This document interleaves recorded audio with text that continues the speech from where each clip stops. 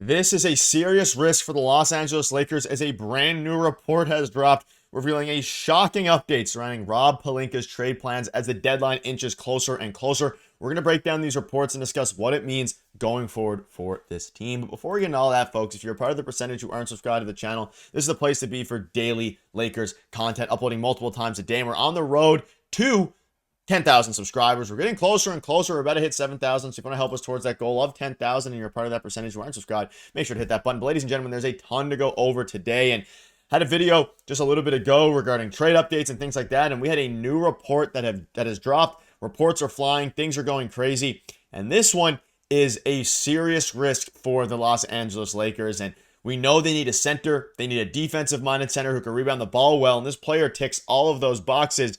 But the risk that is associated with it is a little bit scary. You can see here from Kevin O'Connor, the Lakers are targeting Mitchell Robinson per Kevin O'Connor. Now, this is interesting, and it's a little bit scary if you're a Lakers fan, but at the same time, the upside with Mitchell Robinson would be absolutely immense. And we know Mitchell Robinson as, again, he is injury prone for sure. He's dealing with injuries. He hasn't played this season. However, at his peak, at his prime, even when he's 80%, he would be exactly the type of starting five that this Los Angeles Lakers team could use. And, he would be great defensively, pick and rolls, obviously rebounding. And that is what this team needs at this point, is a defensive-minded center. Now, the risk with this player is that, let's say you trade for him, you really don't know what you're going to get when it comes to health. He could end up being fairly healthy. He could end up being, missing majority of the time. So the fact that they're targeting Mitchell Robinson is a little bit concerning for the LA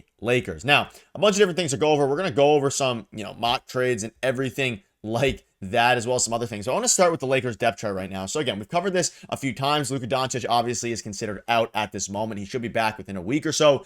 And he has his, introductory press conference tomorrow at 9 a.m. So we're going to cover that in videos as well. So stay tuned for all that tomorrow. But regarding today, Austin Reaves, Dalton, Knecht, Hachimura, LeBron, and Jackson Hayes. Those are the 5 players at the moment, and you can pencil in Luka Doncic when healthy. So let's say you assume it's Luka Doncic, Austin Reaves, Hachimura. I can't see LeBron playing the 4 a lot, but, it is what it is here. So let's assume that you get a guy like Mitchell Robinson. So then you obviously moves Jackson Hayes to the backup 5. You have Trey Jemison, a guy that they signed from the G League.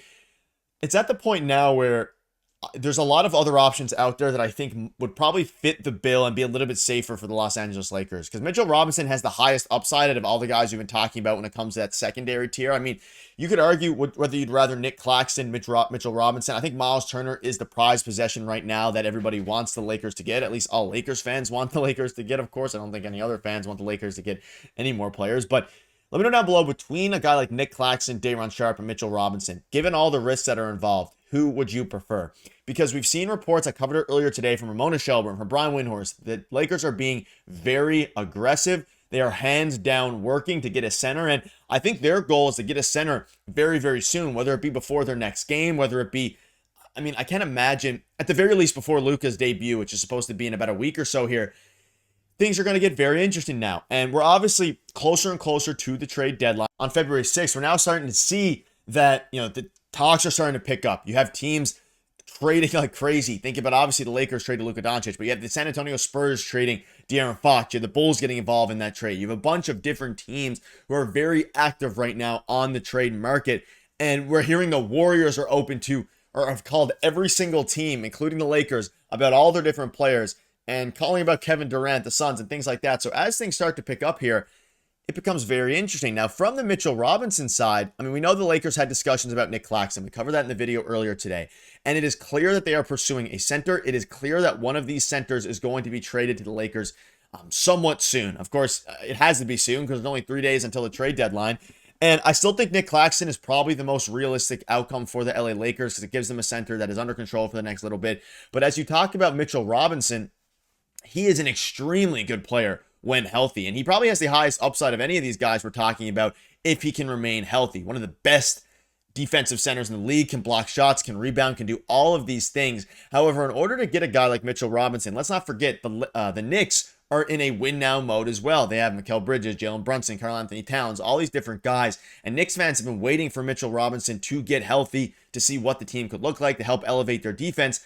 And if he's going to get traded, it's very rare you see two teams that are, top of their conferences. Lakers obviously not quite atop of the West, but at least have the aspiration to be atop of their conference. Trade with a team like the Knicks, who are also very solid this season. So it becomes interesting. Now, I've seen this trade online a little bit. It's a very interesting trade. I think it's a bit of an overpay from the Lakers' perspective, but if they don't have another option to get a center, it could be a bit of a stretch here. So this one is Austin Reaves, Christian Wood for Mitchell Robertson, Cameron Payne, and a 2030 first.